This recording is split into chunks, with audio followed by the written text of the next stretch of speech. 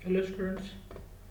तो हम S P P U के अंडर जो इंजीनियरिंग मैथमेटिक्स 3 का सिलेबस है उसके रिलेटेड ये वीडियो लेक्चर ले रहे हैं। ये जो टॉपिक है linear differential equation with constant coefficient, इसका जो थ्योरी कंसेप्ट है पूरा थ्योरी कंसेप्ट हम इस वीडियो लेक्चर में कंप्लीट करने वाले हैं। और उसके बाद जो ऑब्जेक्टिव एग्जाम्पल है वो ऑब्जेक्टिव एग्जाम्पल भी बहुत सारे देखने वाले हैं। तो एंड तक आपको ये वीडियो लेक्चर देखना है ताकि आपको जो कंसेप्ट है आपके कंसेप्ट पूरी तरह आपको ये जो कंसेप्ट है ये समझ में आ सकते हैं। तो देखते हैं पहले बेसिक कंसेप्ट फटाफट, और उसके बाद क्या करने वाले हैं हम थ्योरी कंसेप्ट क्लियर करने वाले हैं। तो ये जो बेसिक कंसेप्ट है ये बेसिक कंसेप्ट आपको देखना है। वीडियो को पॉज करके आप ये जो बेसिक कंसेप्ट है वो बेसिक कंसेप्ट आप देख सकते हैं। ये पूरी जो स्क्रीन है ये सब हमारे लिए क्या है इम्पोर्टेंट कंसेप्ट है। तो ये कंसेप्ट आपको 12th स्टैंडर्ड से पहले ये सब कंसेप्ट हुए हैं, तो ये कंसेप्ट आप देख सकते हैं। फिर उसके बाद जो हम कंसेप्ट देखने जा रहे हैं यही कंसेप्ट जो है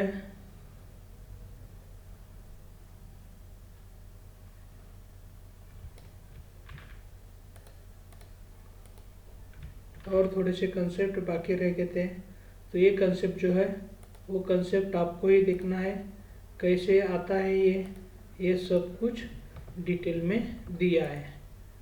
तो ये जो लीनियर डिफरेंशियल इक्वेशन है वो लीनियर डिफरेंशियल इक्वेशन में हम एक्चुअली क्या देखने वाले हैं तो आपको समझ में आएगा। ये डायग्राम देखेंगे तो इस डायग्राम में थोड़ा सा हम ये डायग्राम आपके सामने दे रहे हैं। तो ये डायग्राम देख के आपको पता चल जाएगा एक्चुअली हम क्या सीखने वाले हैं। तो ये जो डिफरेंशियल इक्वेशन टॉपिक है इसमें ऑर्डिनरी डिफरेंशियल इक्वेशन और पार्शियल डिफरेंशियल इक्वेशन का कंसेप्ट है, लेकिन पार्शियल डिफरेंशियल इक्वेशन हमारे सिलेबस में नहीं है तो हम वो नहीं देखने वाले। फिर उसके बाद ऑर्डिनरी डिफरेंशियल इक्वेशन के और दो टाइप होते हैं। पहला है लीनियर डिफरेंशियल इक्वेशन और दूसरा है नॉन लीनियर डिफरेंशियल इक्वेशन। लेकिन ये नॉन लीनियर डिफरेंशियल इक्वेशन का कंसेप्ट भी हमारे सिलेबस में नहीं है। उसके बाद linear differential equation with constant coefficient का कंसेप्ट देखने वाले हैं, लेकिन इसमें दो टाइप होते हैं वो हमने नहीं दिए हैं, लेकिन वो हम बता रहे हैं होमोजेनियस लीनियर डिफरेंशियल इक्वेशन और non homogeneous linear differential equation, ये दोनों टाइप है, ये भी हम देखने वाले हैं। फिर उसके बाद linear differential equation with variable coefficient में कॉचीज लीनियर डिफरेंशियल इक्वेशन और यूलर्स लीनियर डिफरेंशियल इक्वेशन, ये एक पहला टाइप है, और दूसरा है Legendre's linear differential equation with variable coefficient. तो ये दोनों भी टाइप हमारे सिलेबस में है। उसके बाद symmetrical simultaneous linear differential equation, ये भी पार्ट हम देखने वाले हैं, और साइमल्टेनियस लीनियर इक्वेशन ये भी पार्ट क्या करने वाले हैं हम यहाँ कवर करने वाले हैं।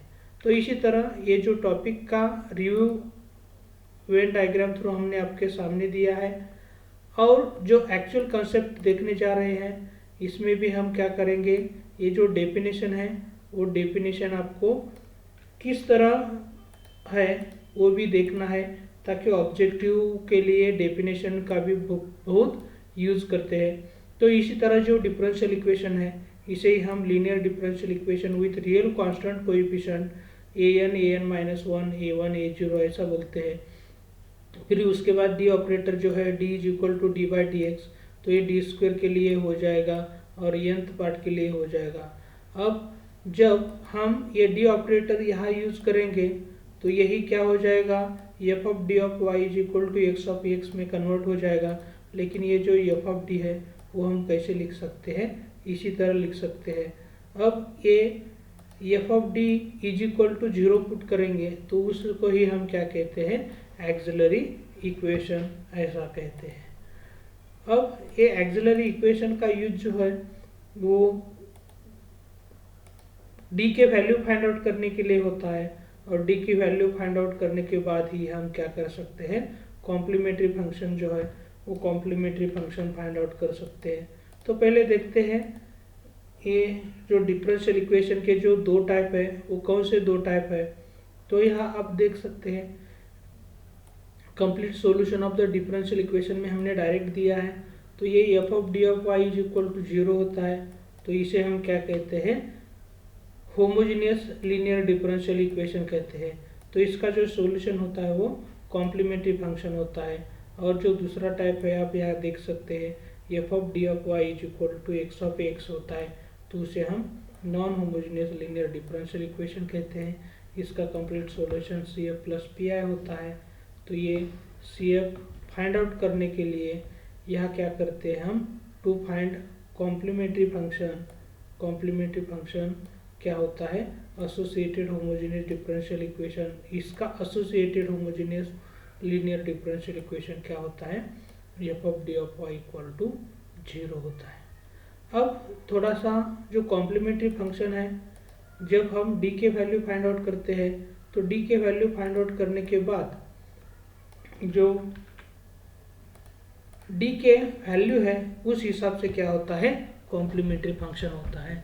तो पहला जो है कंसेप्ट डी के वैल्यू के रिलेटेड हम समझ रहे हैं डी के वैल्यू m1 टू mn है, ऑल रियल भी है और सब कुछ डिस्टिंक्ट है दूसरे के लिए।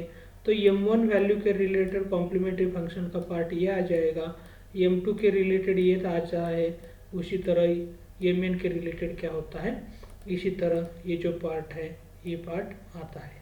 फिर उसके बाद हम थोड़ा सा यही आइडिया क्या कर रहे हैं, थोड़ा सा इस तरह ले रहे हैं, हम समझ सकते हैं दो रूट है वो रियल और रिपीटेड है और जो बाकी के रूट है वो क्या है, डिस्टिंक्ट है। तो ये दो रूट के लिए m1 equal to m2 root के लिए इसी तरह कॉम्प्लीमेंट्री फंक्शन का पार्ट आता है, m3 के लिए इस तरह और mn के लिए इस तरह कॉम्प्लीमेंट्री फंक्शन का पार्ट आ जाएगा। फिर इसके बाद जब हम तीन रूट को सेम कंसिडर करेंगे तो तीन रूट के लिए क्या हो जाएगा, m1 equal to m2 equal to m3, इसके लिए कॉम्प्लीमेंट्री फंक्शन का पार्ट ये आता है। और ये जब m4 है तो इसके रिलेटेड कॉम्प्लीमेंट्री फंक्शन का पार्ट और ये mn के रिलेटेड कॉम्प्लीमेंट्री फंक्शन का पार्ट हो जाएगा। अब नेक्स्ट जो कंसेप्ट हम लेने वाले हैं, अब ये रियल का कंसेप्ट हो गया, उसके बाद जो आता है वो कॉम्प्लेक्स का आता है। तो कॉम्प्लेक्स में क्या करने वाले हम, पहला रूट समझ सकते हैं a प्लस आई बी है, तो 101% दूसरा root a minus i b होगा ही।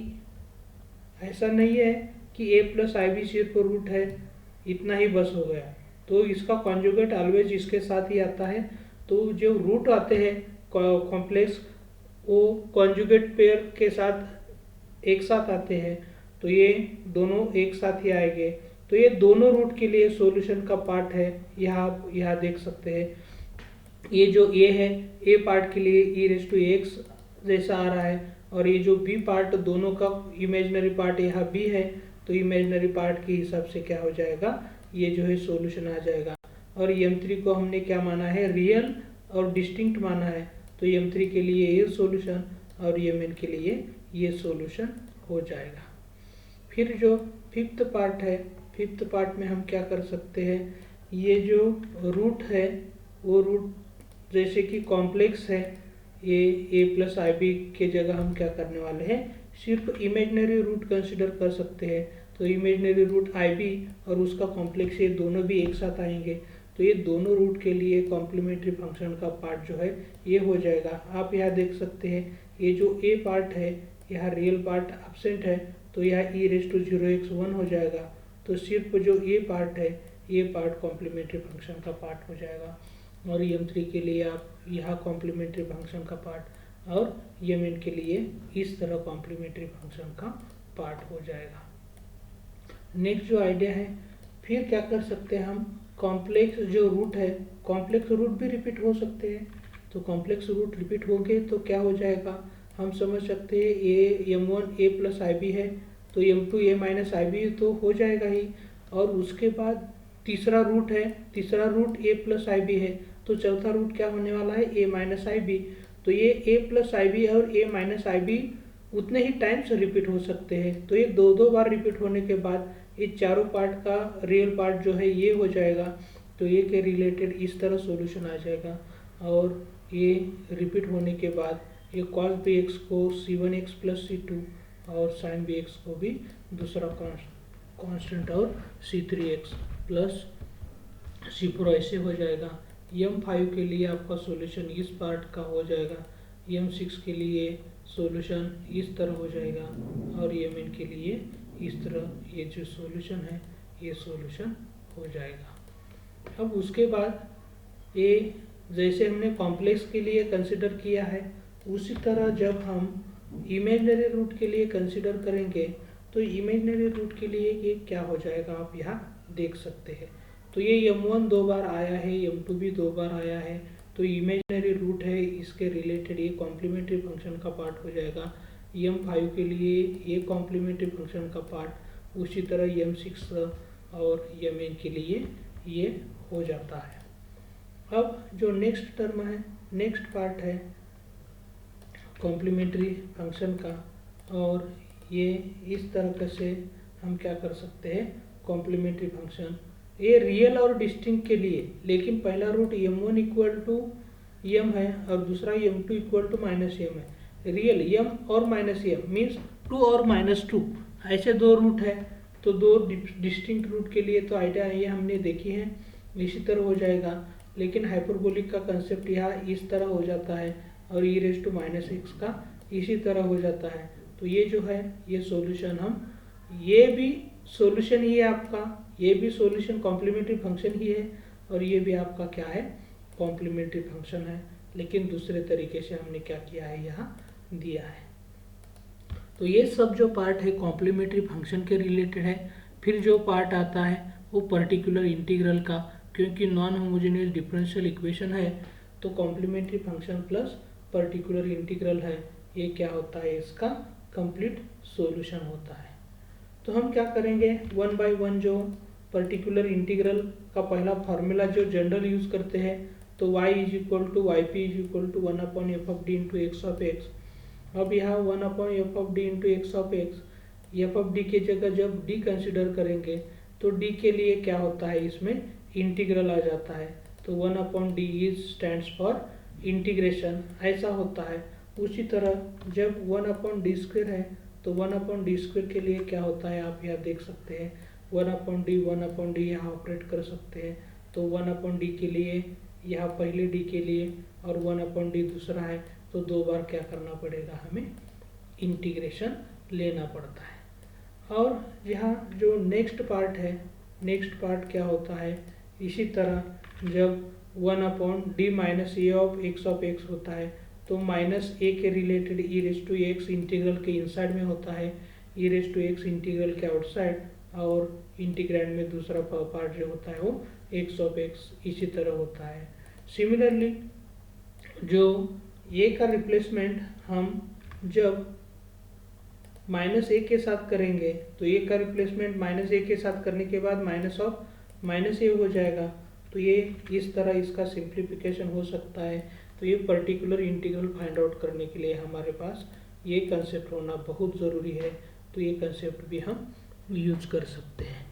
इसका प्रूफ भी अवेलेबल है, ये सब कुछ जो है प्रूफ मैंने दिया है, लेकिन इसके लिए आपको RSN मैथ्स जो ऐप है वो RSN मैथ्स ऐप डाउनलोड करना पड़ेगा, और वो ऐप डाउनलोड करने के बाद आपको इसका प्रूफ जो है ये प्रूफ एकदम डिटेल में मिल सकता है। तो direct method to solve differential equation, ये जो दोनों फैक्टर है, दोनों फैक्टर में हम एक फैक्टर को बाहर रखा है, दूसरा फैक्टर यहाँ अप्लाई किया है, लेकिन आप यहाँ देख सकते हैं ये आइडिया जब यूज़ करेंगे तो ये इसी तरह हो जाएगा, और फिर ये आइडिया हम फिर यूज़ करेंगे यही आइडिया, तो इसी तरह क्या हो जाएगा, ये कंसेप्ट हो जाएगा। तो ऑब्जेक्टिव के लिए स्टैंडर्ड जो फॉर्म है ये आपके लिए पूछे जा सकते हैं, इसी तरह ये जो स्टैंडर्ड कंसेप्ट का यूज़ हम ऑब्जेक्टिव में करने वाले हैं। फिर पार्शियल फ्रैक्शन का कंसेप्ट शायद आपको मालूम होगा, तो ये पार्शियल फ्रैक्शन का कंसेप्ट क्या कर सकते हैं, ये जब फंक्शन ऑफ डी इस तरह का है तो ये पार्शियल फ्रैक्शन यूज़ करके आप इस तरह बना सकते हैं, तो ये जो पार्ट है x ऑफ x यहाँ पे अप्लाई कर सकते हैं यहाँ भी, तो इसी तरह हो सकता है। और ये जो पार्ट है ये हम इस तरह लिख सकते हैं, और ये पार्ट है हम इस तरह लिख सकते हैं। तो एकदम सिंपल तरीके से जो हमने आपको ये पर्टिकुलर इंटीग्रल का कंसेप्ट दिया है, ये जो है पर्टिकुलर इंटीग्रल का कंसेप्ट जनरल मेथड के लिए हम यूज़ करने वाले हैं। बहुत सिंपल तरीके से ही इसके एग्जाम्पल ऑब्जेक्टिव जो है वो ऑब्जेक्टिव भी हम कवर करने वाले हैं। तो लास्ट तक आपको क्या करना है, ये वीडियो देखना है। इसके बाद जो कंसेप्ट आता है shortcut method to find particular integral. तो ये जनरल मेथड के लिए पर्टिकुलर इंटीग्रल का कंसेप्ट हमने अभी भी एक्सप्लेन किया है, और जो नेक्स्ट कंसेप्ट देखने वाले हैं शॉर्टकट मेथड। लेकिन ये जो शॉर्टकट मेथड है, ये शॉर्टकट मेथड है आपके पास 6 शॉर्टकट मेथड है। तो 6 शॉर्टकट मेथड का कंसेप्ट हम एक साथ ही देखते हैं, और उसके बाद हम इसके रिलेटेड एग्जाम्पल भी देखने वाले हैं ऑब्जेक्टिव। ये जब rule first x of x means exponential function है, तो 1/f of d of e raise to x. तो यहाँ क्या होता है, डी का रिप्लेसमेंट जो है सिर्फ हमें क्या करना पड़ता है, ए से करना पड़ता है। तो ये जनरल फॉर्म पर्टिकुलर इंटीग्रल का, और एक्सपोनेंशियल है तो ये क्या हो जाएगा, पर्टिकुलर इंटीग्रल हो जाएगा। लेकिन ये जो डिनोमिनेटर का पार्ट है, ये डिनोमिनेटर का पार्ट नॉन जीरो होना चाहिए। लेकिन जब डिनोमिनेटर का पार्ट जीरो होता है, इसका मतलब ये जो एफ ऑफ डी है मैं ऐसे लिख सकता हूँ d minus a into g of d. तो यहाँ क्या हो जाएगा, डी माइनस ए में डी का रिप्लेसमेंट ए से करेंगे तो यहाँ क्या होता है, जीरो आता है। तो 1/0 इंफिनिटी होता है। तो इसे हम केस ऑफ फेल्योर कहते हैं। तो केस ऑफ फेल्योर में क्या होता है, जिस पार्ट से केस ऑफ फेल्योर आ रहा है डी माइनस ए का derivative with respect to d क्या आ जाएगा, 1 ही आ जाएगा। और ये जी ऑफ डी है, इसमें डी का रिप्लेसमेंट ए से करेंगे तो यहाँ कोई भी दिक्कत नहीं आती है। तो ये इस तरह ये हो जाएगा, और न्यूमरेटर में क्या करना है, एक एक्स एक्स्ट्रा देना है। आपको ये प्रूफ देखना है तो फिर आपको ये RSN मैथ्स आप डाउनलोड करके बुक जो है, बुक में ये सब जो प्रूफ है वो प्रूफ यहाँ दिए है, वहाँ दिए हैं।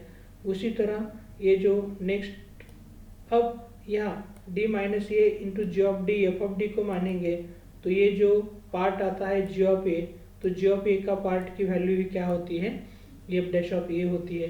तो यही पार्ट जो है तो ये इसके इक्विवेलेंट है। उसी तरह ये जो सिंपल आइडियाज है आपके सामने दे रहे हैं, 1/d minus a of e raise to x क्या होता है, उसी तरह d माइनस ए 2 बार आया है तो इसी तरह हो जाएगा, 3 बार आया है तो ये 8 बार आया है तो इसी तरह हो जाएगा। और ये नेक्स्ट आइडिया आपको जो है ये d माइनस ए r बार है तो ये r बार के लिए क्या हो जाएगा, इसी तरह हो जाएगा। लेकिन यहाँ d का रिप्लेसमेंट ए के साथ करने के बाद कोई भी प्रॉब्लम नहीं है, तो ये इसी तरह हो सकता है। उसके बाद जो नेक्स्ट कंसेप्ट है, अब ये कंसेप्ट आपको समझ में आता है तो आपको बहुत सारे जो कंसेप्ट है अपने आप समझ में आएंगे। तो आपको ये जो कंसेप्ट है सेकंड रूल का, ये समझना बहुत इम्पोर्टेंट है। तो ये जो है पार्ट क्या है, if right hand side function either sine of x plus b और cos of x plus b है, इसके लिए हम ये पर्टिकुलर इंटीग्रल के लिए यूज़ कर रहे हैं। तो ये स्टैंडर्ड फार्मूला है। तो हम क्या करते हैं, ये जो एफ ऑफ डी है वो फंक्शन ऑफ डी स्क्वायर में लिखते हैं पहले। तो ये एफ ऑफ डी है, पहले हम थोड़ा सा जी ऑफ डी स्क्वायर ऐसा मान सकते हैं। तो जी ऑफ डी स्क्वायर में डी स्क्वायर का रिप्लेसमेंट क्या होता है, माइनस ऑफ ए स्क्वायर के साथ होता है। और ये sine of x plus b consider किया है तो ये एज इट इज होता है। और यही हम आइडिया यहाँ यूज़ करेंगे। तो यहाँ आप देख सकते हैं एक्स का कोएफिशिएंट जो है, एक्स का कोएफिशिएंट क्या है, ये है। तो ये डी स्क्वायर का रिप्लेसमेंट मुझे क्या करना है, माइनस ऑफ ए स्क्वायर के साथ करना है। तो यहाँ ही आप देख सकते हैं डी स्क्वायर का रिप्लेसमेंट माइनस ए स्क्वायर के साथ करेंगे तो यही क्या हो जाएगा, डिनोमिनेटर में -2a स्क्वायर हो जाएगा। तो ये इसी तरह पर्टिकुलर इंटीग्रल हो जाएगा। अब आप यहाँ देख सकते हैं ये साइन ऑफ के एक्स प्लस बी है, लेकिन ये के इसी तरह आइडिया यूज करेंगे। डी स्क्वायर का रिप्लेसमेंट हमें क्या करना पड़ेगा, माइनस ऑफ ए स्क्वायर के साथ। लेकिन ये जो होता है एक्स का कोएफिशिएंट, लेकिन यहाँ एक्स का कोएफिशिएंट क्या है, के है। तो हमें क्या करना पड़ेगा, माइनस ऑफ के स्क्वायर से करना पड़ेगा। लेकिन जब हम ये सिंप्लीफिकेशन करते हैं तो माइनस कॉमन बाहर आ जाएगा और इसी तरह ये सॉल्यूशन हो सकता है। और जब यहाँ कोसाइन की टर्म है, हम समझ सकते हैं यहाँ ले रहे हैं आपके सामने थोड़ा सा चेंज करके, ये कॉस फंक्शन होता है, तो सिर्फ यहाँ क्या हो जाएगा, यहाँ भी कॉस फंक्शन आ जाएगा, ज़्यादा कुछ चेंजेस होने वाले नहीं है। उसी तरह ये जो पार्ट है, ये पार्ट पहले पार्ट जैसा ही है, और उसके बाद 1/d minus a of sine of x plus b है, तो d प्लस ए के साथ मल्टीप्लाई डिवाइड करेंगे और सिंप्लीफाई करेंगे तो आपको ये इसी तरह आ जाएगा। ये जो सब है, सब पार्ट के प्रूफ मैंने उस बुक में दिए है।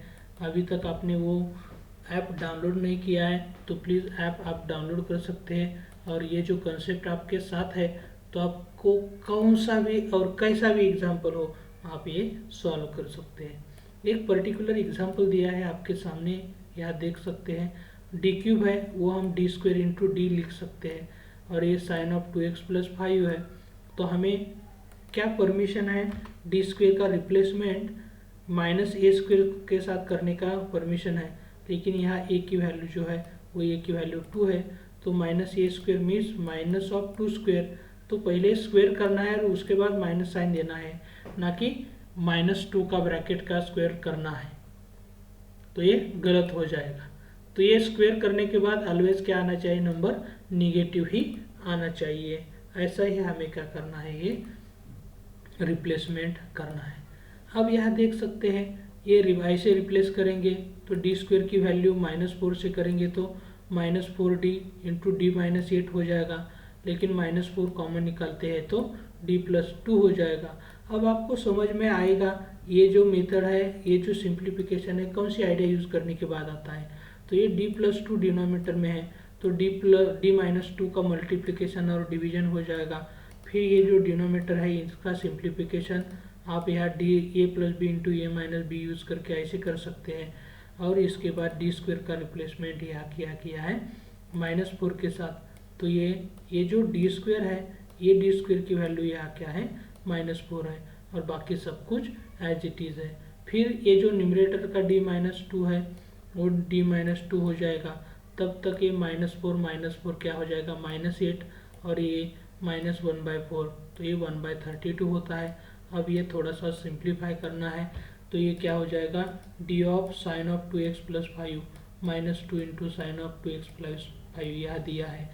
लेकिन ये d स्टैंड्स फॉर डेरिवेटिव होता है, तो साइन ऑफ 2x प्लस 5 का जो derivative with respect to x होता है वो इसी तरह होता है, और ये पार्ट एज इट इज़ रहेगा, और इस सिंप्लीफाई करने के बाद हमें इसी तरह ये है कॉम्प्लीमेंट्री फंक्शन का पार्ट मिल सकता है। तो इसी तरह जो ये कंसेप्ट है वही कंसेप्ट हम क्या कर सकते हैं, देख सकते हैं। फिर उसके बाद ये जो हाइपरबोलिक फंक्शन है, हाइपरबोलिक फंक्शन भी क्या है, इसके जैसा ही फंक्शन होता है, तो इसके रिलेटेड थर्ड रूल जो है, hyperbolic function sine hyperbolic of x plus b और cos hyperbolic x plus b. अब इन दोनों में डिफरेंस क्या है, ट्रिगोनोमेट्रिक में क्या करते हैं, डी स्क्वायर का replacement minus of A square के साथ करते हैं, और हाइपरबोलिक में क्या करते हैं, डी स्क्वायर का रिप्लेसमेंट प्लस ए स्क्वायर के साथ करते हैं। तो इतना ही सिर्फ चेंजेस है रूल नंबर 2 और रूल नंबर 3 में। तो ये इस टाइप के एग्जाम्पल देखने के बाद आपको पता चल जाएगा किस तरह ये जो रिप्लेसमेंट है वो रिप्लेसमेंट हम करते हैं। उसके बाद रूल नंबर जो 4 है, वो रूल नंबर 4 अलजेब्रिक फंक्शन के लिए है। तो अलजेब्रिक फंक्शन आपके सामने x⁻m जैसा होता है, तो पहले हमें क्या करना है, ये जो पर्टिकुलर इंटीग्रल में f(d) लेते हैं, पहले हम क्या करते हैं, f(d) को असेंडिंग ऑर्डर में लिखते हैं, लेकिन ये जो असेंडिंग ऑर्डर है आपको अच्छी तरह करना चाहिए। लेकिन इसके बाद पहली जो टर्म होती है असेंडिंग ऑर्डर में लिखने के बाद, वो पहली टर्म जो होती है वो लोएस्ट डिग्री टर्म होती है, उसे कॉमन लेना है, और ये जो रिमेनिंग पार्ट है वो रिमेनिंग पार्ट क्या हो जाएगा, उसमें जो f(d) है 1 + g(d) या 1 - g(d), ये आपके सामने यह दिया है, इस तरह करना है। फिर ये जो पार्ट आपको दिख रहा है इसके लिए हम क्या करेंगे, ये रूल ऑफ सीरीज एक्सपांशन आप देख सकते हैं। तो ये सीरीज एक्सपांशन क्या करना है, हमें इसी तरह यूज करना है। 1/1 प्लस डी का यह आप देख सकते हैं अल्टरनेट प्लस माइनस टर्म में ऑल डिग्री टर्म आ जाते हैं, और 1/1 माइनस डी में ऑल डिग्री टर्म लेकिन प्लस साइन में आते हैं। फिर उसके बाद आपको ये समझना जरूरी है 1/d स्टैंड्स फॉर इंटीग्रेशन और d स्टैंड्स फॉर डेरिवेटिव। तो इसी का यूज करके हम क्या कर सकते हैं, रूल नंबर 4 के कौन से भी एग्जाम्पल हो वो एग्जाम्पल हम सॉल्व कर सकते हैं। फिर आता है रूल नंबर 5। तो यहाँ रूल नंबर 5 में थोड़ा सा क्या करना है, आप फंक्शन देखेंगे तो रूल नंबर 5 के बारे में जान सकते हैं। ये एक्सपोनेंशियल फंक्शन और दूसरा फंक्शन कौन सा भी हो सकता है, लेकिन ये जो दूसरा फंक्शन है आइदर हम ट्रिगोनोमेट्रिक लेने वाले हैं या तो अलजेब्रिक, ये जो आपके सामने दिख रहा है ये यूज करने वाले हैं। तो ये रूल नंबर 5 सॉल्व करने के लिए मुझे 5 के साथ रूल नंबर 2 और रूल नंबर 4 आपके सामने दिख रहा है, ये भी हमें क्या करना पड़ेगा, यूज करना पड़ेगा।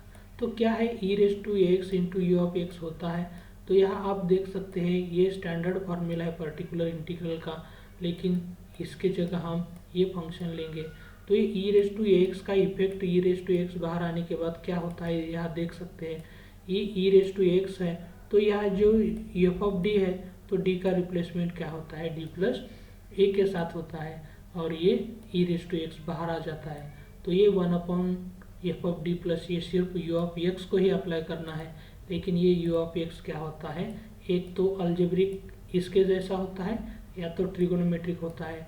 तो ये सॉल्व करने के लिए हम क्या करेंगे, रूल नंबर 2 या रूल नंबर 4 यूज कर सकते हैं। और उसके बाद जो रूल नंबर 6 है वो रूल नंबर 6 क्या कहते हैं, देखते हैं क्या है रूल नंबर 6। तो रूल नंबर 6 आपके सामने है, ये x इंटू v(x) के लिए होता है, ये x के मल्टीपल में v(x) होता है। ये जनरली क्या लेते हैं, ट्रिगोनोमेट्रिक फंक्शन लेते हैं, या हाइपरबोलिक फंक्शन भी हो सकता है, लेकिन हाइपरबोलिक फंक्शन हो जाएगा तो फिर हमें रिड्यूस करके रूल नंबर 5 में ला सकते हैं। तो जो रूल नंबर 6 है ये x इंटू ट्रिगोनोमेट्रिक फंक्शन के लिए जनरली क्या करते हैं, हम यूज करते हैं। तो यहाँ देखो x इंटू v(x) होता है, 1/f(d) का इफेक्ट इस पे क्या होता है आप यहाँ देख सकते हैं, x इंटू क्या हो जाएगा, ये जो f(d) है डिनोमिनेटर में इसका derivative with respect to d f'(d) हो जाएगा, और डिनोमिनेटर में वही, और 1/f(d) इंटू v(x). इसी तरह क्या हो जाएगा, रूल नंबर 6 हो जाएगा। उसके बाद जो देखते हैं ये linear differential equation with constant coefficient का कंसेप्ट चल रहा है, और यही कंसेप्ट सॉल्व करने के लिए और दूसरी मेथड जो है linear differential equation with constant coefficient solve करने के लिए वो है method variation of parameter method. तो इसमें जनरली हम क्या करते हैं, second order linear differential equation solve करने के लिए वो variation of parameter method use करते हैं। इसी तरह का डिफरेंशियल इक्वेशन है तो सेकंड ऑर्डर में है तो डी की वैल्यू 2 आ जाएगी, और इसी तरह जनरल सॉल्यूशन हो जाएगा। ये हम c1y1x प्लस c2y2x कंसिडर कर रहे हैं, तो पर्टिकुलर इंटीग्रल क्या होता है u(y1) प्लस v(y2), लेकिन इसके लिए क्या करेंगे, ये y1 और y2 का यूज करके डिटर्मिनेंट मीन्स रॉन्स्कियन सॉल्व करना है हमें, और ये रॉन्स्कियन नॉन जीरो होता है तभी हम ये जो u और ये v है वो फाइंड आउट कर सकते हैं। लेकिन u के लिए फॉर्मूला माइनस ऑफ, ये माइनस क्या करते हैं हम जनरली बाहर ही लेते हैं, तो ये माइनस ऑफ u के लिए, u के मल्टीपल में यहाँ क्या है y1 है, लेकिन हमें क्या करना है y2 into right hand side जो है अपॉन ये जो रॉन्स्कियन है यह करना है u के लिए, और v के लिए आप यह देख सकते हैं v के लिए y2 मल्टीपल में है, लेकिन यहाँ क्या करना है v फाइंड आउट करने के लिए y1 का यूज़ करना है, और बाकी जो दोनों टर्म है ये एज इट इज़ है, और उसका इंटीग्रेशन के लाने के बाद u और v मिल जाएगा, और यहाँ u v पुट करेंगे, y1 y2 तो ऑलरेडी हमने फाइंड आउट किया होगा, ये यूज़ करने के बाद आपको क्या मिल जाएगा, पर्टिकुलर इंटीग्रल मिल जाता है। फिर उसके बाद जो कंसेप्ट आता है वो कंसेप्ट है linear differential equation with variable coefficient का। तो देखते हैं linear differential equation with variable coefficient का जो कंसेप्ट है उसे ही हम यूलर्स थ्योरम और कॉचीज थ्योरम है वो भी बोलते हैं। तो ये वेरिएबल कोएफिशिएंट आप यहाँ देख सकते हैं x⁻n है, ये वेरिएबल कोएफिशिएंट है इस डेरिवेटिव का। तो ये टोटल वेरिएबल कोएफिशिएंट होगा। ये an-1 जो है वो कांस्टेंट कोएफिशिएंट है, लेकिन x⁻n-1 वेरिएबल है तो पूरा वेरिएबल कोएफिशिएंट हो गया। तो इसे ये कॉचीज और यूलर्स होमोजेनियस डिफरेंशियल इक्वेशन कहते हैं। उसके बाद ये सिंप्लीफाई करने के लिए यही सब्स्टिट्यूशन है x e⁻z और z log x, ये इसका ही यूज़ करना है। फिर आपको क्या करना है, LD विथ वेरिएबल कोएफिशिएंट का conversion LD with constant coefficient करना है। तो ये थोड़ा सा हम क्या करते हैं, पहला डेरिवेटिव dy/dx देख रहे हैं, चेन रूल यूज़ करेंगे तो dy/dz इंटू dz/dx हो जाएगा। जब हम ये सब्स्टिट्यूशन यूज़ करते हैं तो ये dz/dx इसका यूज़ करके क्या मिल जाएगा, हमें डेरिवेटिव लेंगे तो z का डेरिवेटिव dz/dx और log x का क्या हो जाएगा 1/x होता है। तो इसी तरह क्या हो जाएगा, ये जो x है यहाँ आप देख सकते हैं लेफ्ट हैंड साइड में क्या है dy/dx है। तो ये सिंप्लीफाई करेंगे, इसका मतलब सिंप्लीफाई में क्या करना है, ये राइट हैंड साइड के x को लेफ्ट में लेंगे तो x इंटू dy/dx हो जाएगा। तो ये dy/dz बन जाएगा। लेकिन हम d operator dy/dz is equal to d use करेंगे राइट हैंड साइड के लिए, तो ये जो x इंटू dy/dx हो जाएगा यहाँ, यही हम कैसे लिख सकते हैं, ये पार्ट डी ऑफ y। तो ये वेरिएबल कोएफिशिएंट और डेरिवेटिव की जगह क्या है, डेरिवेटिव सिर्फ आई है। उसी तरह d2y/dx² हम जब सिंप्लीफाई करेंगे, आपको ये ऑब्जेक्टिव के लिए ज़्यादा इम्पोर्टेंट नहीं है, लेकिन आप वीडियो पॉज करके ये कैसे आया है देख सकते हैं। सेकंड डेरिवेटिव के लिए d2y/dx² के लिए क्या हो सकता है, इसी तरह ये पार्ट हो जाएगा। और ये थोड़ा सा सिंप्लीफाई करेंगे तो ये सिंप्लीफाई करने के बाद ये x² क्या आ जाएगा, यहाँ इस साइड में आ जाता है। तो ये क्या हो जाएगा, ये वेरिएबल कोएफिशिएंट है, यहाँ आप थोड़ा सा सिंप्लीफाई करते हैं, वेरिएबल कोएफिशिएंट और डेरिवेटिव है, इसका कन्वर्शन क्या हो रहा है, सिर्फ डेरिवेटिव में हो रहा है। तो इसी तरह हम क्या कर सकते हैं, ये जो पार्ट है ये पार्ट फिर हम कैसे लिख सकते हैं, ये d² ऐसा भी लिख सकते हैं। और ये जो पार्ट है वो पार्ट हम कैसे लिख सकते हैं, dy ऐसा लिख सकते हैं। तो ये इसी तरह ये जो सिंप्लीफिकेशन है वो सिंप्लीफिकेशन हमें करना पड़ेगा यूलर्स थ्योरम में।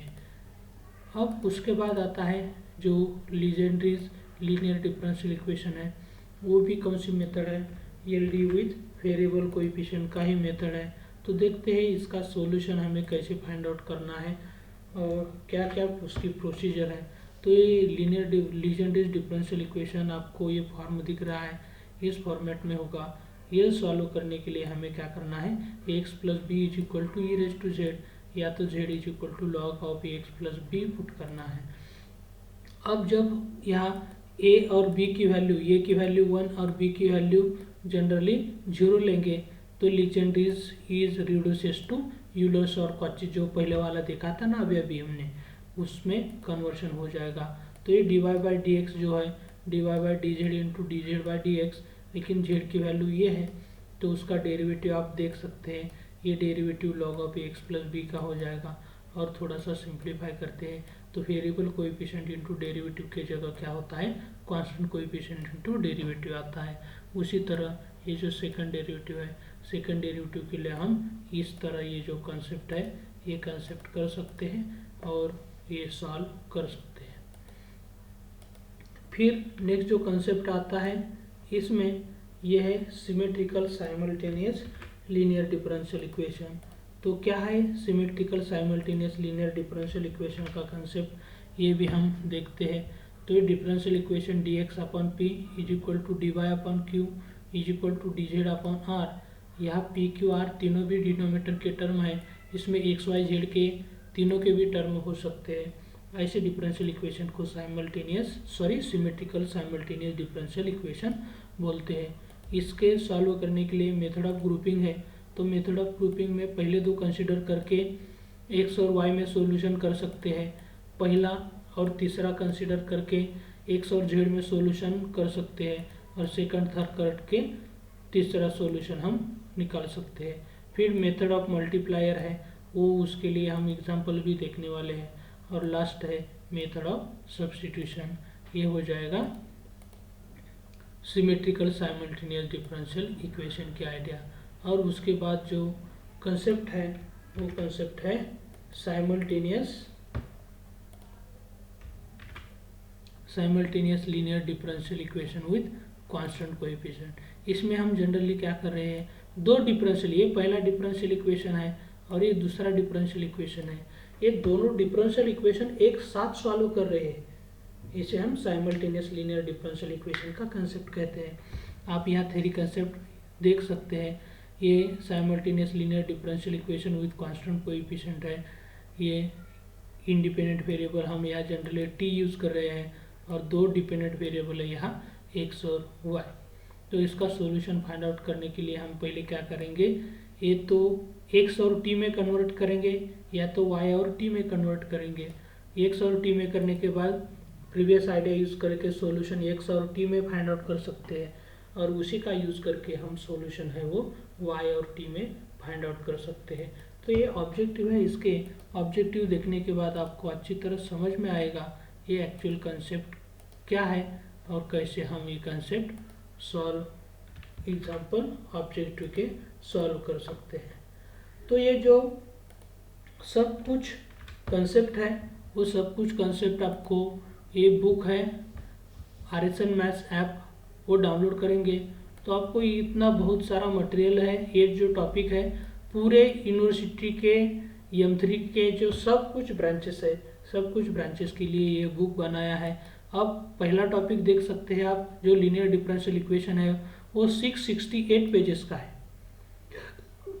तो आप यहाँ देख सकते हैं बहुत सारे एग्जाम्पल ऑब्जेक्टिव की भी और descriptive example, theory example prove करके दिया है। तो ये 2415 पेजेस का जो बुक है वो बुक आपको RSN मैथ्स ऐप में यूज़ करने को मिल रहा है। तो जो ऑब्जेक्टिव का कंसेप्ट है वो ऑब्जेक्टिव का कंसेप्ट हम यहाँ देखने वाले हैं। पहला ऑब्जेक्टिव आपको यहाँ देते हैं। पहला ऑब्जेक्टिव है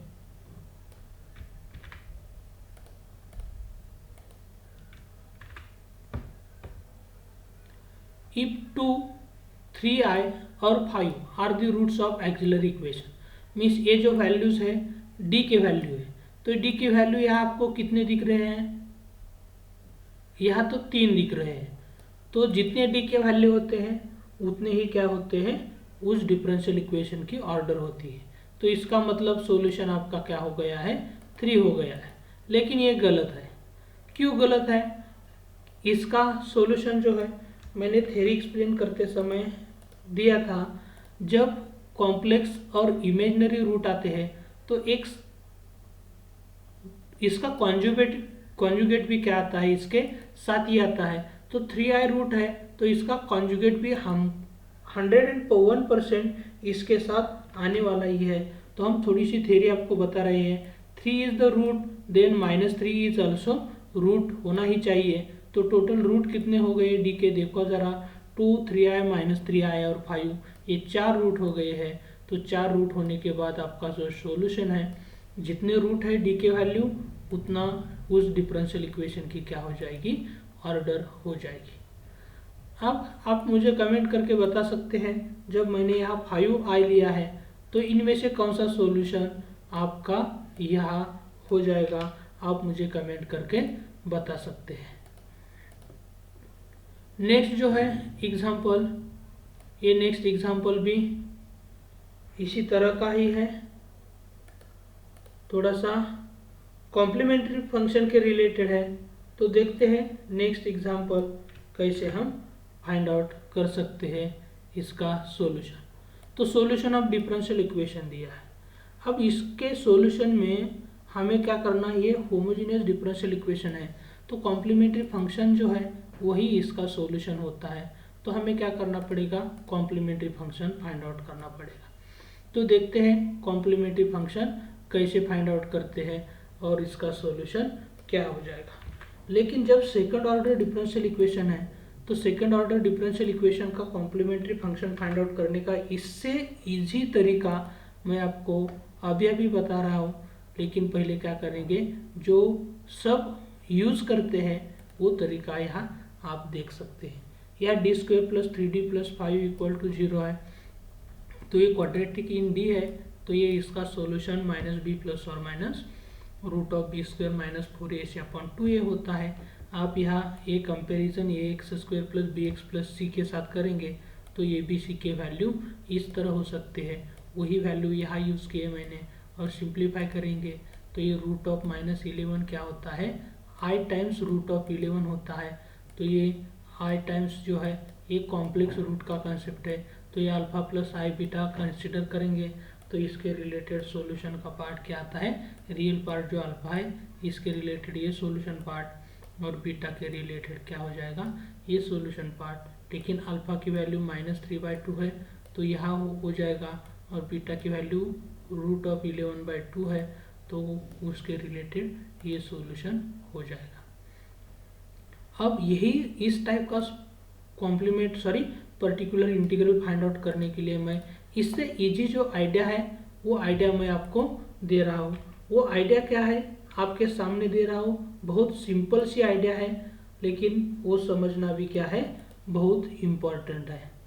तो देखते हैं क्या है आइडिया इसके रिलेटेड, और ये कितना इजी तरीका है हम ये सॉल्व कर सकते हैं इसका सॉल्यूशन। तो आपके सामने दे रहे हैं ये कंसेप्ट, यहाँ आप देख सकते हैं ये जो है सेकंड ऑर्डर है डी स्क्वेयर प्लस ए टाइम्स डी प्लस बी, ऐसा डिफरेंशियल इक्वेशन है। तो इसका एक्सिलरी इक्वेशन जनरली ये होता है। तो ये एक्सिलरी इक्वेशन का यूज़ करके हम डी की value direct alpha plus beta जब कंसिडर करेंगे तो ये अल्फा क्या होता है -a/2। आप यहाँ देख सकते हैं ये जो वैल्यू a है d का कोएफिशिएंट है उसमें क्या करना है -a/2, तो ये अल्फा तो मिल गया। अब बीटा फाइंड आउट करने के लिए हमें क्या करना है, ये जो अल्फा फाइंड आउट किया है उस अल्फा का स्क्वायर करेंगे और उसके बाद सब्ट्रैक्ट कौन सा पार्ट करेंगे, ये पार्ट करेंगे। तो ये प्लस b है तो यहाँ माइनस b लिया है, लेकिन यहाँ माइनस b हो जाएगा तो यहाँ क्या आ सकता है प्लस b आ सकता है। तो ये आपको कंसेप्ट दिमाग में रखना है। तो ये अल्फा और बीटा दोनों की सम जो है, ये अल्फा और बीटा कैसे आता है, आपको यहाँ ए और बी का यूज़ करके ये अल्फा और बीटा यूज़ करेंगे तो आपको सॉल्यूशन आसानी से मिल सकता है। अब ये ऊपर का एग्जाम्पल आपने देखा है, आप यहाँ देख सकते हैं ये जो ऊपर का एग्जाम्पल है यही एग्जाम्पल हमने सॉल्व किया है और ये सॉल्यूशन आया है। डी के वैल्यू आप यहाँ देख सकते हैं, ये डी के वैल्यू आए हैं -3/2 प्लस और minus i into root of 11/2। लेकिन इससे इजी तरीका यही एग्जाम्पल हम क्या कर रहे हैं, दूसरा तरीका जो है इसे सॉल्व कर रहे हैं। फिर वही क्वेश्चन मैंने लिया है और इसकी डी की वैल्यू अल्फा प्लस बीटा, और ये जो वैल्यू है अल्फा और बीटा की ये हो जाएगी। लेकिन ये की वैल्यू आप यहाँ देख सकते हैं 3 है, तो -a/2 मीन्स क्या हो जाएगा -3/2, और बीटा फाइंड आउट करना है तो root of alpha square means alpha की वैल्यू -3/2 का स्क्वायर 9/4 हो जाएगा, और बी की वैल्यू आप यहाँ देख सकते हैं +5 है, लेकिन यहाँ माइनस बी करना है तो -5 हो जाएगा। ये एलसीएम लेना बहुत कोई बड़ी बात नहीं है।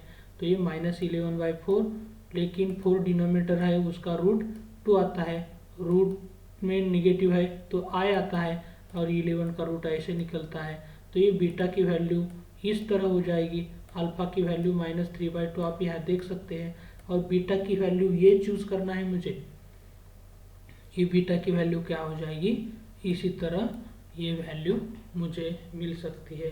तो ये जो कंसेप्ट है ये कंसेप्ट क्या हो जाएगा, यहाँ आप जनरली क्या कर सकते हैं प्लस माइनस देंगे तो भी अच्छा रहेगा, क्योंकि ये जो है प्लस माइनस क्वाड्रेटिक है तो 2 रूट आना पक्का ही है। तो ये प्लस माइनस कंसिडर करेंगे तो ये प्लस माइनस कंसिडर नहीं हो जाएगा। तो इसी तरह क्या हो जाएगा, ये जो सॉल्यूशन है ये सॉल्यूशन हम क्या कर सकते हैं इसी तरह कर सकते हैं। तो ये अल्फ़ा और बीटा फाइंड आउट करने के बाद आपको पता चल जाएगा ये जो डी की वैल्यू है यही डी की वैल्यू हमने फाइंड आउट की थी। तो इतना सिंपल जो तरीका है, ये सिंपल तरीका आप कौन सा भी बुक देखो, इस बुक में ये आइडिया तो आपको कहीं भी नहीं मिलेगी। कितने भी बुक आप यूज़ करो तो ये आइडिया जो है, इस आइडिया के लिए एक लाइक तो बनता ही है। फिर जो नेक्स्ट एग्जांपल है वो नेक्स्ट एग्जांपल क्या हो जाएगा,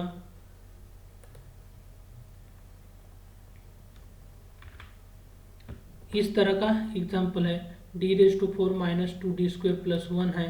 तो इसका कॉम्प्लीमेंट्री फंक्शन या सॉल्यूशन, क्योंकि ये होमोजेनियस है तो कॉम्प्लीमेंट्री फंक्शन ही इसका क्या है, सॉल्यूशन है। तो इसी तरह हम ये सॉल्यूशन फाइंड आउट कर सकते हैं। तो देखते हैं इसका सॉल्यूशन कैसे फाइंड आउट करना है और कितना इजी इसका जो है वो सॉल्यूशन है।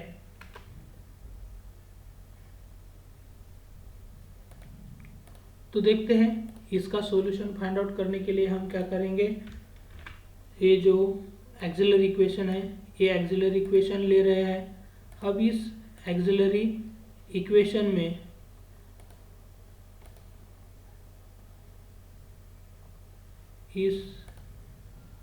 एक मिनट थोड़ा सा एडजस्टमेंट करना है। अब इस एक्सिलरी इक्वेशन में क्या हो रहा है, ये जो है हम परफेक्ट स्क्वायर d² माइनस 1 का ब्रैकेट को स्क्वायर लिख सकते हैं, लेकिन हमें मालूम है a² जो है वो a² हम ये इंटू ये ऐसा लिख सकते हैं। तो इसी तरह ये लिखेंगे तो d² = 1 और d² = 1। तो पहले पार्ट के लिए प्लस और माइनस 1 और दूसरे के लिए भी क्या हो जाएगा, प्लस और माइनस 1 हो जाएगा। तो इसी तरह ये कॉम्प्लीमेंट्री फंक्शन प्लस 1 2 बार आया है तो इसके रिलेटेड ये सॉल्यूशन हो जाएगा। माइनस 1 2 बार आया है तो इसके रिलेटेड ये सॉल्यूशन का पार्ट हो जाएगा।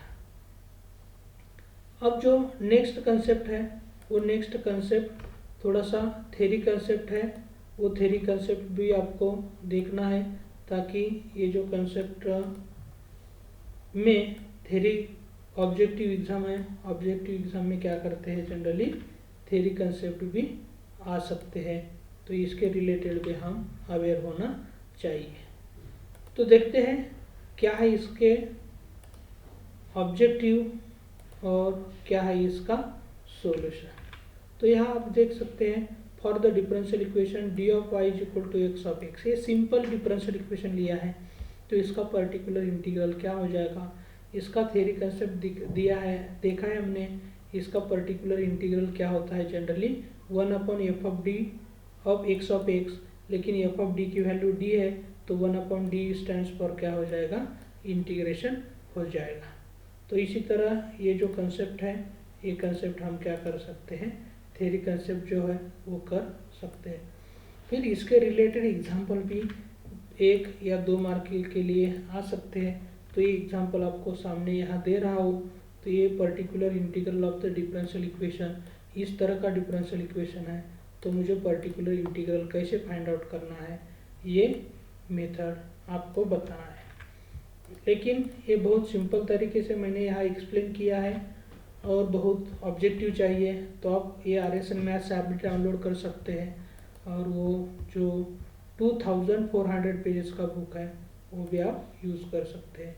तो पर्टिकुलर इंटीग्रल का ये कंसेप्ट यहाँ आप देख सकते हैं 1/d माइनस 1 है, ये f of d 1/f of d हो जाएगा।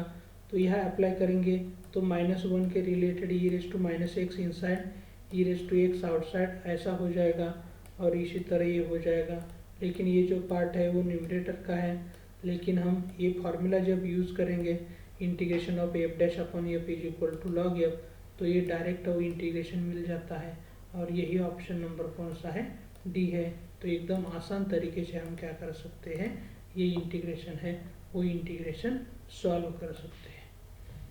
फिर इसके बाद जो शॉर्टकट मेथड है, शॉर्टकट मेथड में भी हमने क्या किया था, बहुत सारा थ्योरी कंसेप्ट देखा है। इसके रिलेटेड ऐसे एग्जाम्पल आ सकते हैं, particular integral of the differential equation. अब ये इस तरह का डिफरेंशियल इक्वेशन है तो ये f ऑफ d हो गया है। तो हमें क्या प्रॉब्लम है, तो ये 1/f(d) करेंगे तो ये इसके लिए ये फैक्टर प्रॉब्लम देता है, तो क्या हो जाएगा, रेज टू आर है तो x raise to r upon r factorial आने वाला है, और g(d) के लिए प्रॉब्लम नहीं है, तो आपका सही जो ऑप्शन है वो सही ऑप्शन क्या हो जाएगा, ये बी हो जाएगा। फिर उसके बाद ये जो नेक्स्ट एग्जाम्पल है इसके रिलेटेड हम क्या करने वाले हैं, एग्जाम्पल भी देखने वाले हैं। तो एग्जाम्पल के लिए पहले जो मेथड है हम थोड़ा सा रिवाइज करते हैं आपके लिए। ये क्या करते हैं, हम डी का रिप्लेसमेंट ए के साथ करते हैं, और डी का रिप्लेसमेंट ए के साथ होने के बाद जो आता है वो हमारा पर्टिकुलर सॉल्यूशन आता है। लेकिन इसमें केस ऑफ फेल्योर है या नहीं ये भी हमें क्या करना पड़ेगा, देखना पड़ेगा। तो जो नेक्स्ट एग्जांपल है d² + 4d + 5 ऑफ e⁻x है। तो इस तरह के एग्जांपल के लिए हम सिर्फ सिंपली क्या करते हैं, d का जो रिप्लेसमेंट है वो d का रिप्लेसमेंट a के साथ होता है, और लेकिन ये जो कांस्टेंट है वो ये कांस्टेंट क्या होता है, x का कोएफिशिएंट है वो a कांस्टेंट होता है। तो देखते हैं क्या है इसका सॉल्यूशन। यह आप देख सकते हैं ये 1/f(d) × x ऐसे लिखा है, और यहाँ हम सिर्फ क्या कर रहे हैं, चेंजेस रिप्लेसमेंट ऑफ d/a, लेकिन यहाँ a की वैल्यू 1 है तो इसी तरह सिंप्लीफाई करेंगे तो आपका सॉल्यूशन 1/10 × e⁻x। तो ये ऑप्शन नंबर क्या आ जाएगा, सी है, वो ऑप्शन नंबर आपका करेक्ट हो जाएगा। उसके बाद और थोड़ा सा कॉम्प्लिकेटेड एग्जांपल लेते हैं ताकि आपको ये जो कंसेप्ट है ये कंसेप्ट अच्छी तरह समझ में आ सकता है। तो नेक्स्ट जो एग्जांपल है वो नेक्स्ट एग्जांपल आपके सामने दे रहे हैं। इसी तरह जो एग्जांपल है वो एग्जांपल पर्टिकुलर इंटीग्रल, ये डिफरेंशियल इक्वेशन है, इसके लिए क्या करना है, हमें फाइंड आउट करना है। लेकिन ये पर्टिकुलर इंटीग्रल फाइंड आउट करने के लिए हम क्या करते हैं, ये जो दो पार्ट है राइट हैंड साइड के वो सेपरेट इसके लिए फंक्शन 1/f(d) ऑपरेट करेंगे। तो यहाँ आप देख सकते हैं 1/f(d) ये है, यहाँ ऑपरेट करेंगे तो ये इसी तरह हो सकता है। अब यहाँ आप देख सकते हैं ये की जो वैल्यू है इस पार्ट में x का कोएफिशिएंट -1 है, तो पहले पार्ट के लिए, इस पार्ट के लिए d का रिप्लेसमेंट -1 के साथ करना है, और यहाँ आप देख सकते हैं x का कोएफिशिएंट 1 है तो इस पार्ट में d का रिप्लेसमेंट 1 से करना है। तो ये सब सिंप्लीफिकेशन करने के बाद ये हो जाएगा। लेकिन ये जो सिंप्लीफिकेशन है 2/18 क्या होता है, 1/9 होता है। तो ये 1/9 में क्या हो जाएगा, यहाँ आप देख सकते हैं कौन सा सूटेबल आपका ऑप्शन है। तो करेक्ट ऑप्शन आपका ऑप्शन नंबर बी है। तो इसी तरह एकदम सिंपल तरीके से हम क्या कर रहे हैं, एग्जाम्पल देख रहे हैं। इसके लिए एक लाइक तो बनता ही है, और ये एग्ज़ाम नज़दीक आ रही है तो आपके फ्रेंड के साथ भी ये वीडियो शेयर करो ताकि उनको भी इसका बेनिफिट मिल सके। ये जो पेंडेमिक है इसका बेनिफिट आपको भी होना चाहिए, आपके फ्रेंड्स को भी होना चाहिए, और आप सब्सक्राइब करेंगे तो थोड़ा सा तो मुझे भी बेनिफिट हो सकता है फ्यूचर में जाके। तो आप प्लीज़ ये जो चैनल है वो सब्सक्राइब करो और बेल आइकॉन बटन प्रेस कर देंगे तो मेरे सारे वीडियो आने वाले हैं उस वीडियो का नोटिफिकेशन आप तक पहुंच सकती है। इसके बाद जो नेक्स्ट एग्जांपल आप यहाँ देख रहे हैं ये एग्जांपल है, और इसका सॉल्यूशन में पर्टिकुलर इंटीग्रल हमें फाइंड आउट करना है। तो कितना इजीली पर्टिकुलर इंटीग्रल हो रहा है देखो ज़रा।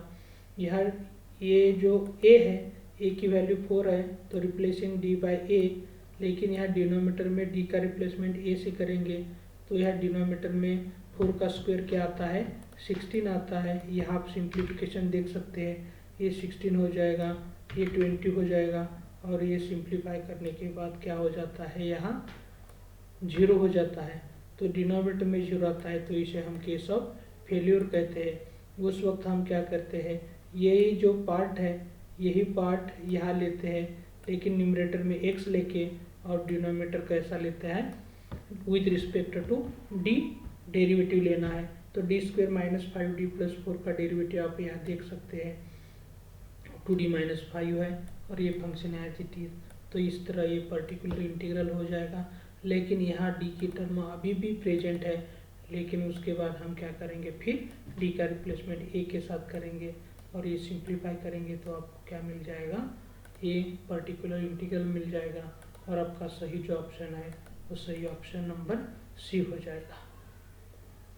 फिर थोड़ा सा trigonometric function means rule number 2 पे आते हैं। तो रूल नंबर 2 आपको क्या है, sine of a x plus b और cos of a x plus b के लिए ये रूल है। तो इसके रिलेटेड हम थोड़े से एग्जांपल देखते हैं। तो ये एग्जांपल देख सकते हैं आप, D cube plus 16d minus 1 of sine of 4x है। तो ये एग्जांपल बहुत ईजी होते हैं, 1 मार्क के भी एग्जांपल है ये, लेकिन हमें जो कंसेप्ट है हमारे पहले हमने दिए हैं वो कंसेप्ट समझना बहुत ज़रूरी है। तो ये कंसेप्ट आप देख सकते हैं, ये पर्टिकुलर इंटीग्रल का कंसेप्ट, लेकिन ये जो डी क्यूब लिखा है मैंने कैसे लिखा है देख सकते हैं।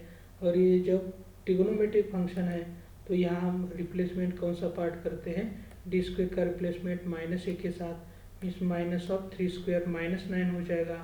तो ये थोड़ा सा सिंप्लीफाई करेंगे, तो ये सिंप्लीफाई करने के बाद आपको इसी तरह मिल जाएगा। लेकिन यहाँ आप देख सकते हैं माइनस 16d और प्लस 16d कैंसिल हो जाएगा, तो ये डिनोमीटर में -1 हो जा रहेगा सिर्फ। तो ये माइनस ऑफ साइन 4x। इसी तरह एकदम सिंपल तरीके से क्या कर सकते हैं, हम इसका सॉल्यूशन फाइंड आउट कर सकते हैं। अब नेक्स्ट एग्जांपल है, नेक्स्ट एग्जांपल इसी तरह का ही हो जाएगा, लेकिन इसका सॉल्यूशन और क्वेश्चन हम एक साथ ही देते हैं ताकि आपको ये सॉल्यूशन फटाफट समझ में आएगा एक्चुअली हम क्या कर रहे हैं। तो डी स्क्वायर प्लस 4 है, तो यहाँ ये सॉल्यूशन में आप देख सकते हैं। तो ये डी स्क्वायर का रिप्लेसमेंट -4 के साथ करेंगे तो ये क्या हो जाएगी, यहाँ डिनोमीटर में 0 आ रहा है तो ये हम केस ऑफ फेल्यूर करते हैं और यहाँ इसके बाद न्यूमरेटर में x लेते हैं, डिनोमीटर में का derivative with respect to t क्या हो जाएगा, 2d हो जाएगा। लेकिन x/2 बाहर आ सकता है और 1/d का क्या हो जाएगा, इंटीग्रेशन। लेकिन cos 2x का इंटीग्रेशन आप यहाँ देख सकते हैं, इसी तरह इंटीग्रेशन हो जाएगा और आपका करेक्ट ऑप्शन जो है वो करेक्ट ऑप्शन ये हो जाएगा।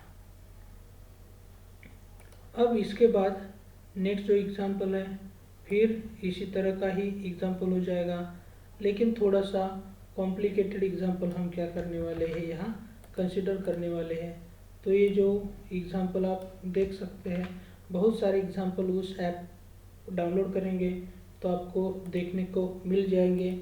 500 प्लस ऑब्जेक्टिव एग्जांपल है और 200 प्लस क्या है, डिस्क्रिप्टिव एग्जांपल इसमें सॉल्व करके दिए हैं। उस ऐप में डिफरेंशियल इक्वेशन के सिर्फ मैं बोल रहा हूँ, बाकी टॉपिक है, बाकी टॉपिक के अलग है। तो आपको 1000 प्लस ऑब्जेक्टिव यहाँ सॉल्व करके दिए हैं और बाकी जो है 500 to 700 दिया है। तो टोटल 1700 एग्जाम्पल है इस बुक में सॉल्व करके दिए हैं ऑब्जेक्टिव और ये सब कुछ। अब यहाँ ये एग्जाम्पल देख सकते हैं डी क्यू प्लस डी है, तो ये आप देख सकते हैं डी क्यू प्लस डी है तो ये इसी तरह हो जाएगा। लेकिन आप यहाँ देख सकते हैं ये डी क्यूब का डी स्क्वायर का रिप्लेसमेंट ये करेंगे तो यहाँ 0 आता है तो केस ऑफ फेल्यूर होता है। तो हमें फिर क्या करना है, ये प्रीवियस स्टेप पे आना है, न्यूमरेटर में x लेके डिनोमीटर का derivative with respect to d करेंगे तो इस तरह हो जाएगा।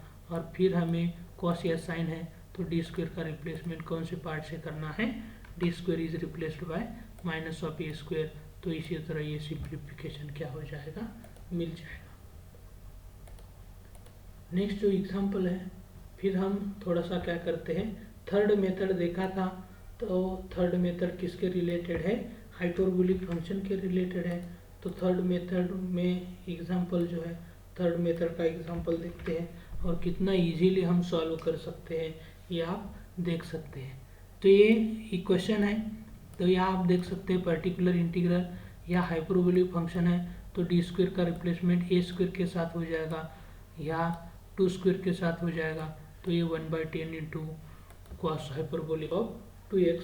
इतना इजीली हम क्या कर सकते हैं, वो पर्टिकुलर इंटीग्रल फाइंड आउट कर सकते हैं। फिर थोड़ा सा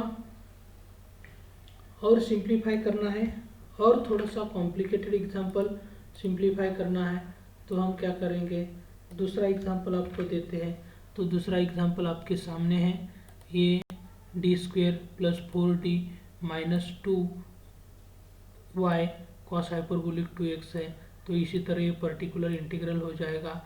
यहाँ आप देख सकते हैं इसमें मैंने क्या किया है, डी स्क्वेयर का रिप्लेसमेंट एक्चुअली यहाँ क्या करना चाहिए था, 2 स्क्वेयर के साथ 4 के साथ करना है। तो 4 और -4 कैंसिल हो जाएगी, तो डिनोमिनेटर में सिर्फ क्या रहेगा 4d, लेकिन 1/4 कांस्टेंट आके 1/d का क्या हो जाएगा इंटीग्रेशन। लेकिन कॉस हाइपरबोलिक 2x का इंटीग्रेशन इसी तरह होता है।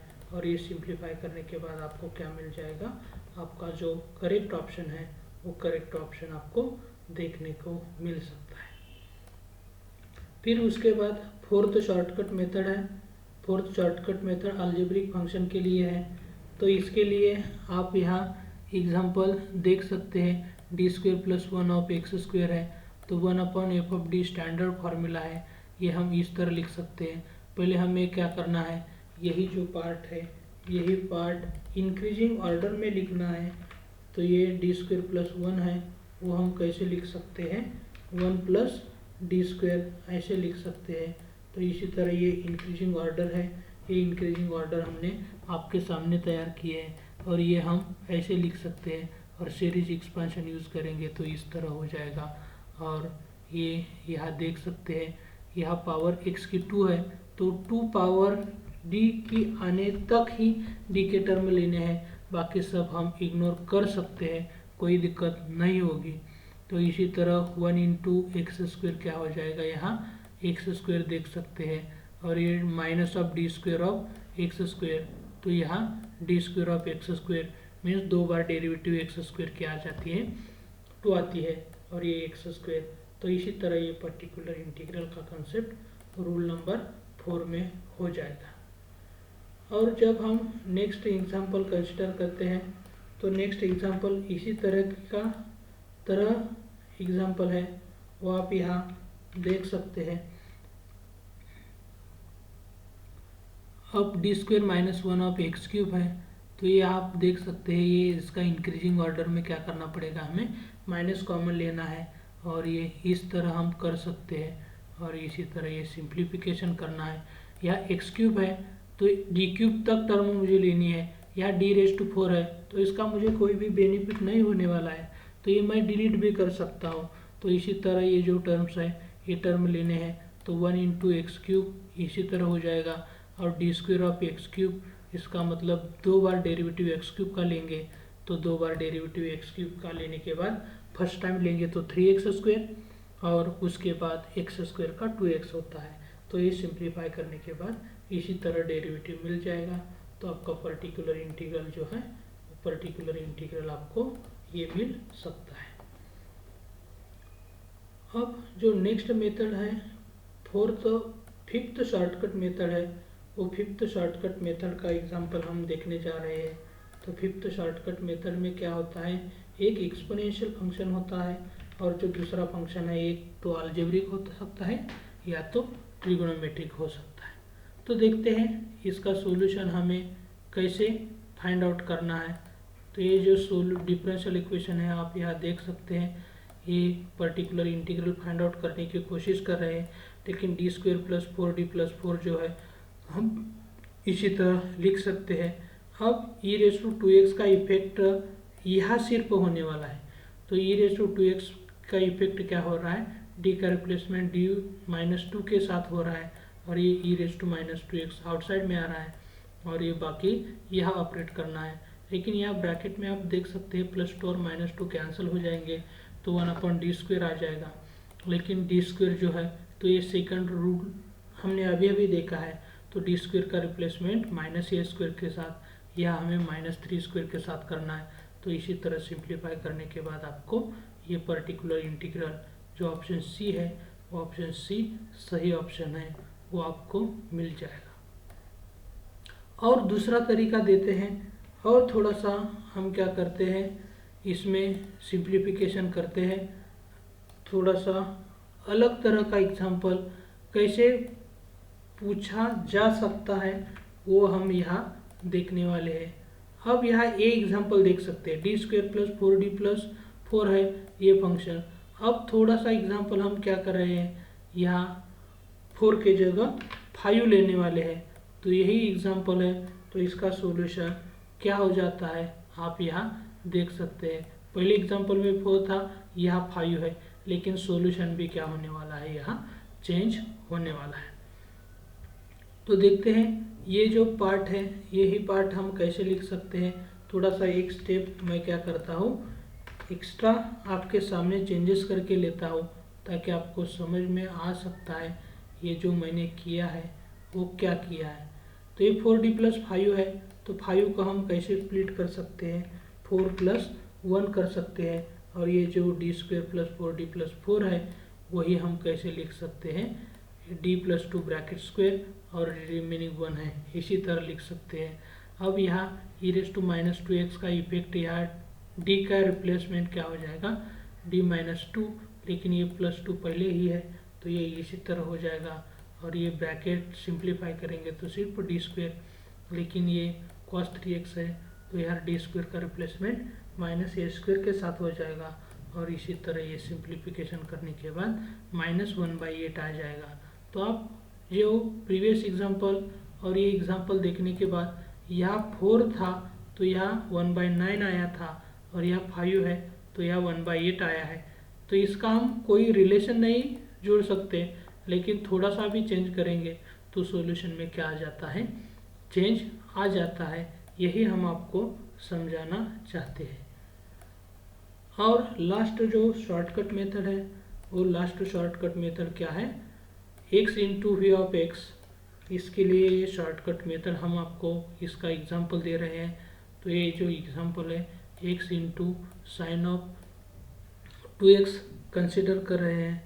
तो देखते हैं इसका एग्जांपल कैसे हमें फाइंड आउट करना है।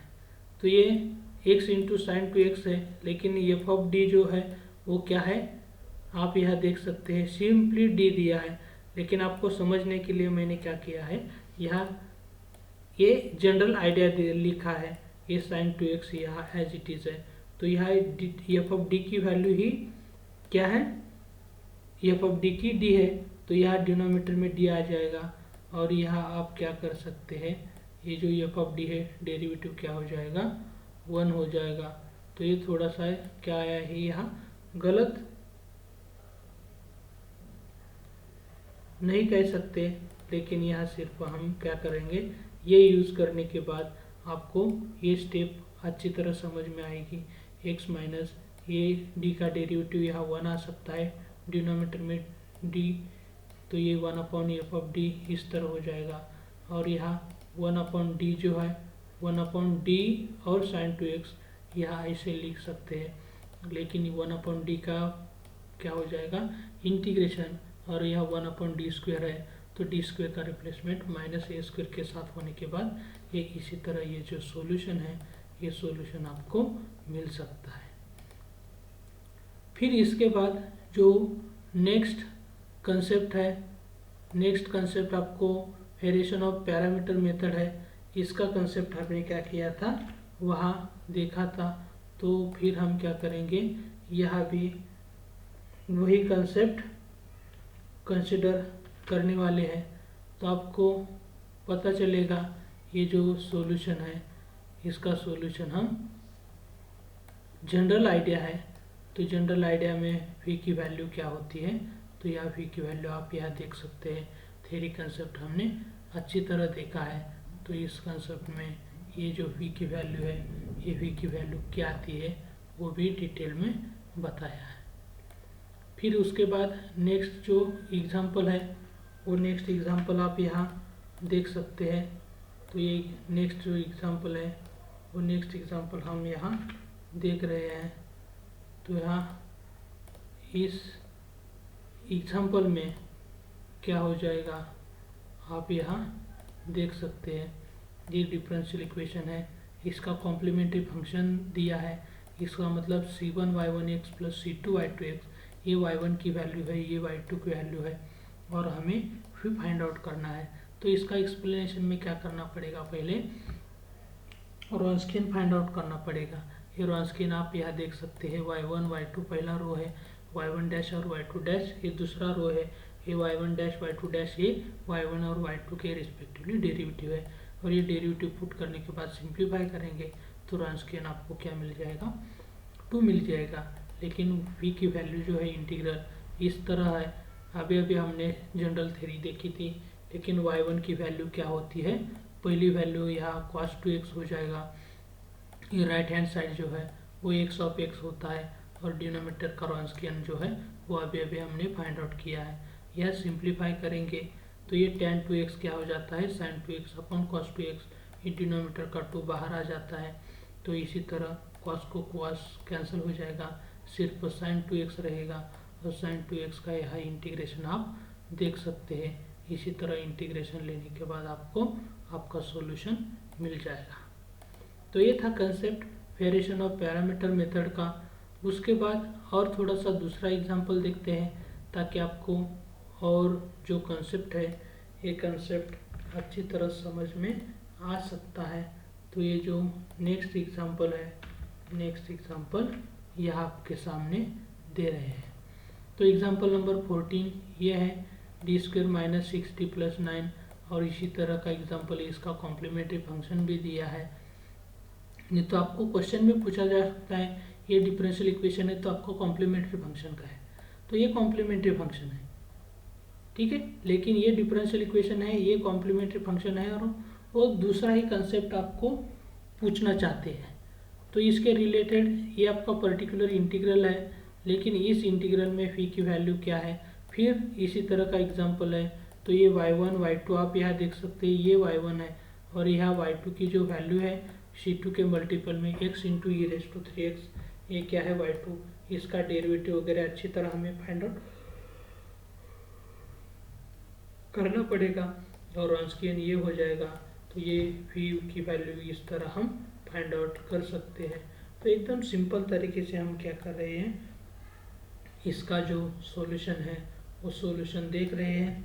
तो प्लीज़ आपको ये फ्रेंड के साथ आपके शेयर करना है, ताकि उन सबको, आपके फ्रेंड को इसका बेनिफिट मिल सकेगा। तो ये जो नेक्स्ट एग्जांपल है, ये नेक्स्ट एग्जांपल यूलर्स थ्योरम या Cauchy's theorem, Cauchy's linear differential equation का यूज़ करके करना है। तो ये जो डिफरेंशियल इक्वेशन है ट्रांसफॉर्म इनटू, ये ट्रांसफॉर्म, ये सब्स्टिट्यूशन पुट करने के बाद हम जनरली क्या करते हैं, x divide by d x की वैल्यू ये और ये वैल्यू पुट करके ये जो ट्रांसफॉर्म करते हैं, तो इसकी वैल्यू हमने ये पुट कर दी है। यहाँ x divide by d x की वैल्यू क्या पुट कर सकते हैं, dy, और ये सिंप्लीफाई करने के बाद इसी तरह ट्रांसफॉर्म डिफरेंशियल इक्वेशन आपको मिल सकता है। फिर उसके बाद कभी कभी क्या कर सकते हैं, एग्जाम्पल जो पूछे जा सकते हैं, सिर्फ आपको ट्रांसफॉर्म इक्वेशन नहीं, तो इसका क्या करना पड़ता है, कॉम्प्लीमेंट्री फंक्शन भी फाइंड आउट करना पड़ता है।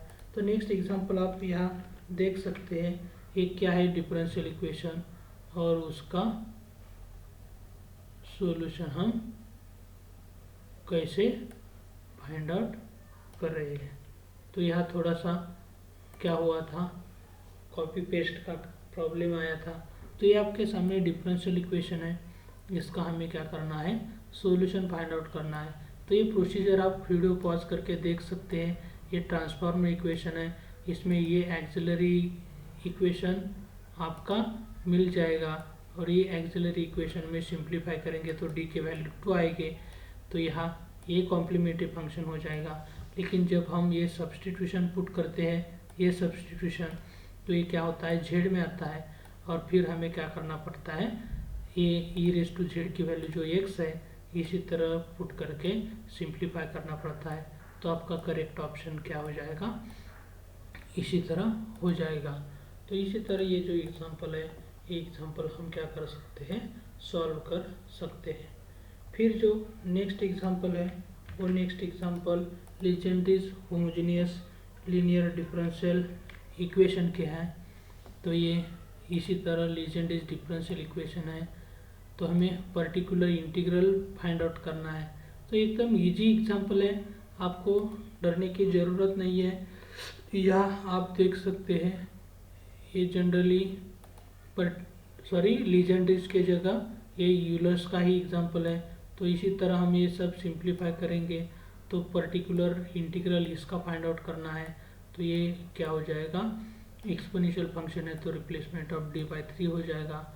और इसी तरह हम क्या कर सकते हैं, पर्टिकुलर इंटीग्रल जो है वो पर्टिकुलर इंटीग्रल फाइंड आउट कर सकते हैं।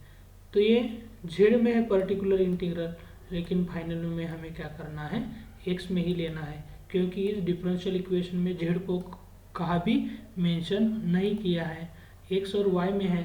तो पर्टिकुलर इंटीग्रल क्या चाहिए, एक्स में ही होना चाहिए। तो इसी तरह ये जो डिफरेंशियल इक्वेशन है इसका सॉल्यूशन हम क्या कर सकते हैं, बहुत इजीली देख सकते हैं। इसके लिए आपका लाइक तो बनता ही है, आपका ही एक लाइक ही हमारी एनर्जी बढ़ा सकता है। और ये जो हमारा चैनल है RSN मैथ्स, वो RSN मैथ्स भी आप सब्सक्राइब कर सकते हैं और नोटिफिकेशन बेल आइकॉन बटन दबाएंगे तो मेरे हर एक वीडियो का नोटिफिकेशन पहले आप तक पहुंच सकेगा।